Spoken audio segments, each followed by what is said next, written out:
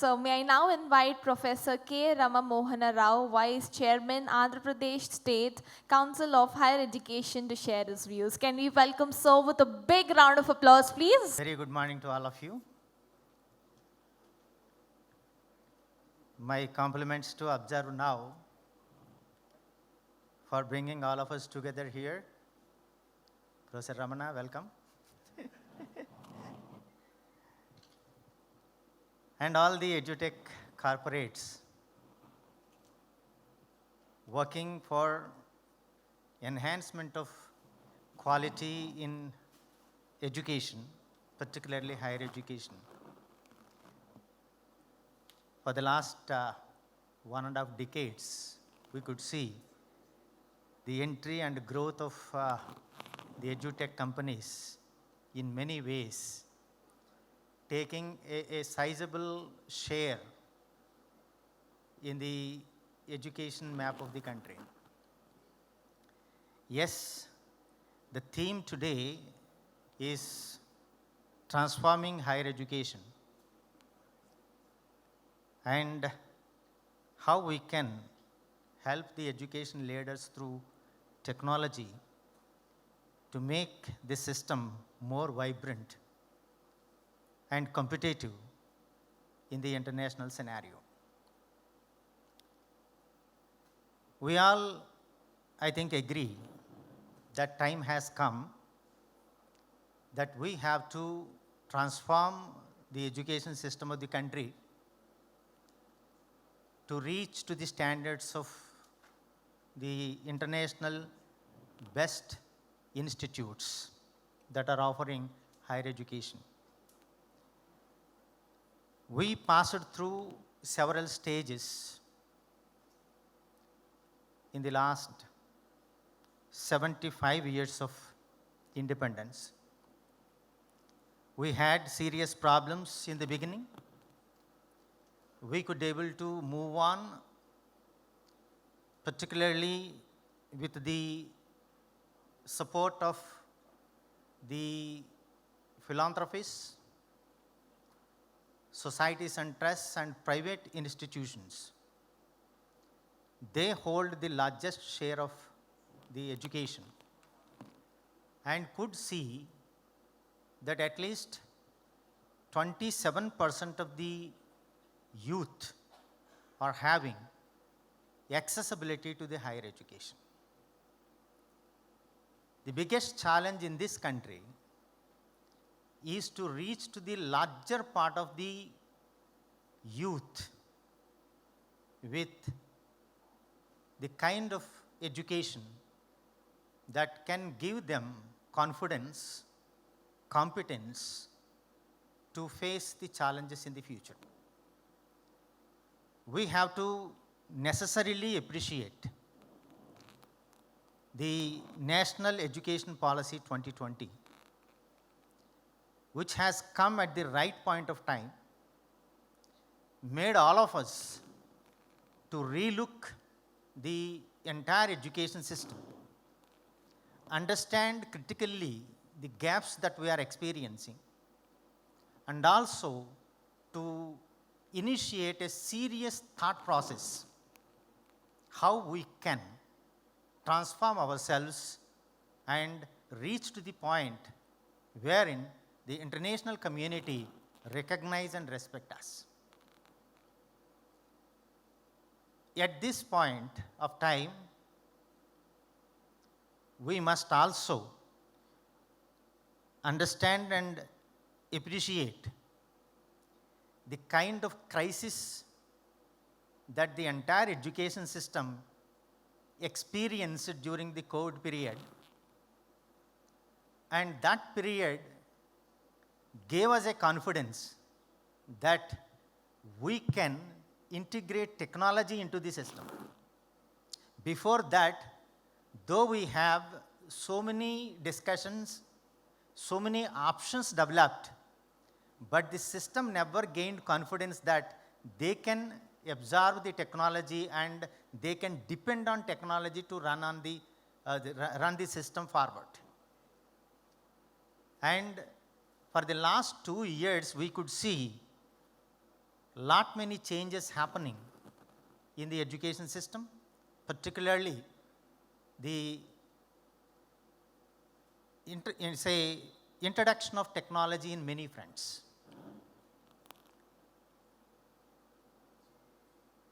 We want now the mass personalization of education through digitalization. In that, all the states are seriously developing the e-content, taking support from edutech companies, taking support from the faculty that are there, taking support from the tools, digital tools that are developing every day in and day out. We are planning to reach to every student at least to 40 to 50% in the learning process to have digital learning experience. So LMS platforms, almost all the states started offering, developing that, and offering solutions to the students. And now it is the time to go for digital pedagogy by using AI, AR, VR. We should able to make the student access the learning experience 24/7, not as a substitute to the offline classroom experience, but to minimize the compromisation in aspirations of the students. We could now go very close to the personalized learning needs of the students by offering wider choices, and those many wider choices are now became a possibility because of the technology. We have limited strength as far as institutional framework is concerned in providing higher education in the country, and in any state for that matter. Specifically, we are not 100% ready to serve the 100% youth in any state. Further, say for Andhra Pradesh is fortunate that we have 37% of GER, but in GPI also, gender parity index also, there is a huge difference. So we have to definitely reach the people through this online digital experience that we should give to the people. And we should also appreciate the University Grants Commission's proposal to start e-Vishwavidyalaya, opening to all, providing the world-class best content and world best institute connect to reach to the unreached so far, to study and complete certifications, diplomas, degrees of their choice, of their interest, wherever, whoever, whatever that is required. So that kind of developments will make the entire country to reap the benefits of the education. But at the same time, we should understand the bottlenecks and constraints that we have. We cannot keep only the urban society in mind. We have to definitely keep into mind the rural society in the country, wherein the network reach is very, very low. The capacity is very, very low. Though we have large number of smartphone users, but can they access the digital content through those smartphones because of the network issues?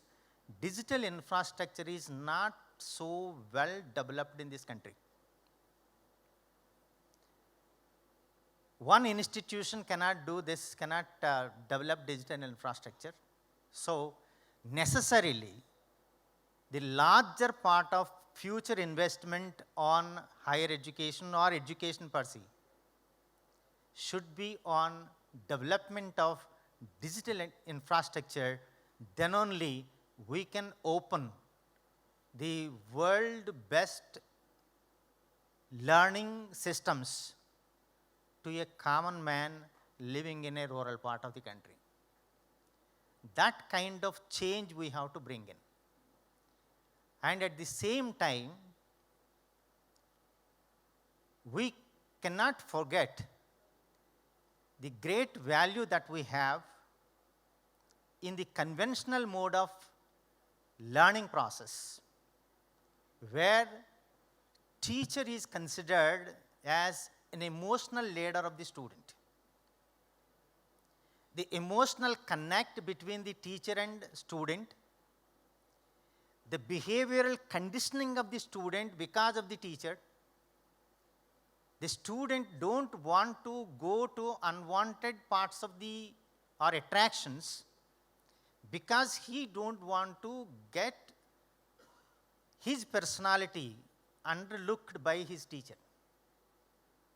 That is the kind of connect between the student and the teacher in personality development, behavior shaping, emotional support, plus there is no substitute for person-to-person communication. So, going for 100% technology-based learning systems may not develop a society that we are trying to look at, the society with values and ethics. So, we need to work out a balance between using the technology and the kind of society that we wanted to develop for the future. That balance is important. So, we cannot totally hand over the education system to the technology leaders. So, there must be an investment on conventional mode with modifications, with contemporary developments, and at the same time we should make the entire student community open for online learning, because the conditions that are prevailing in the world, particularly in the time of fourth industrial revolution, the job roles are changing, the work patterns are changing, the technology is impacting every area, many things are getting disrupted, and under these circumstances, continuous lifelong learning became a necessity to everyone, irrespective of the age. And now the young world population is coming up in a large scale. Young world is the people between 60 and 80 years. They are active, they are also learning, they are also experimenting, innovating, contributing and adding value to the society significantly. So, they are also the students for the system. So, we can access, we can provide opportunities of learning without going to the formal education system through this digital environment that we create. So, to conclude my presentation now, I would like to re-emphasize that we have to accept, we have to welcome the kind of facilitations that are getting generated through innovations in technology in higher education or education system. Many companies are investing, huge investments are made on these technologies, and huge value is also getting generated in the learning process. So economization of student time, faculty time, institutional time, all these things are happening. So we have to capitalize that. At the same time, we should protect, promote, strengthen, and modify the existing system, whatever that we are having and whatever on which we proud of, should be protected, promoted. That is another important aspect, and we should strike a balance between the two in moving forward.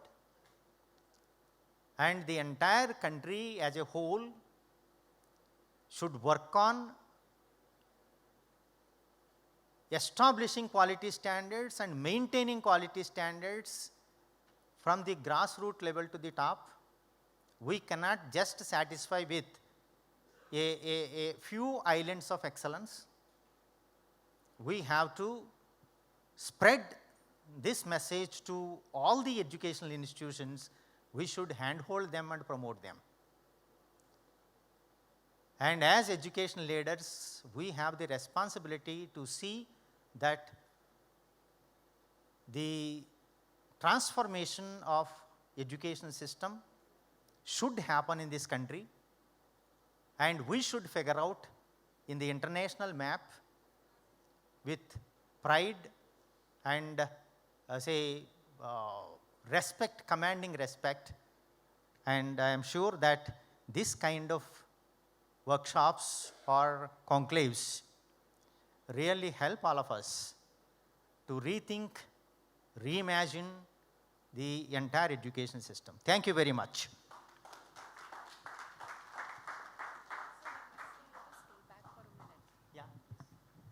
Thank you so much, sir. I would now like to invite Ms. Tanya Tico on the stage to felicitate sir with a memento. Can we welcome sir with a big round of applause, please, since it's been here.